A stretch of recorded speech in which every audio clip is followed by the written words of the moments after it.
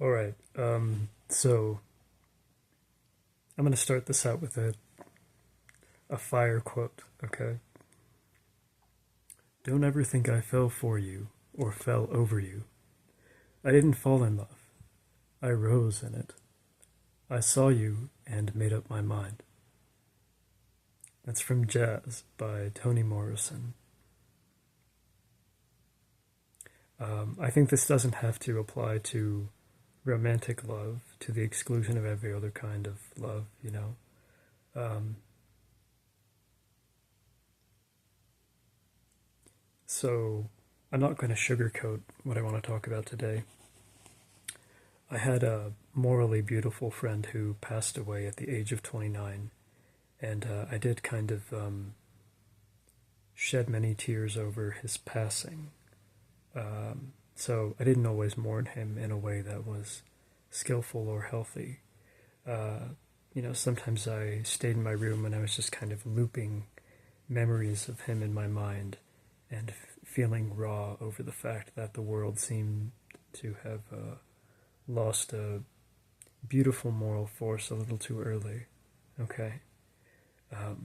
So instead of interpreting his premature passing as this great tragedy that might have stained the world with excessive darkness, I now look upon the sequence of events that led me to my current life as something that may have kind of, strangely enough, beautified my soul in a way. A good deal of what I am today is partially based on what this friend convinced me I was made of or could become. So the information content of his words, which were shared in sensitive private conversations, is no longer available to my conscious mind. But I know that he was this constantly receptive presence around me and around many others. And he convinced me, and surely other people, that we could become these healing and morally exceptional, saintly people. And he didn't really care whether or not you were unimpressive or you had quirks. Or like me, you had traits that were kind of undeniably autistic or something. He was just somebody who walked around and looked for signs of,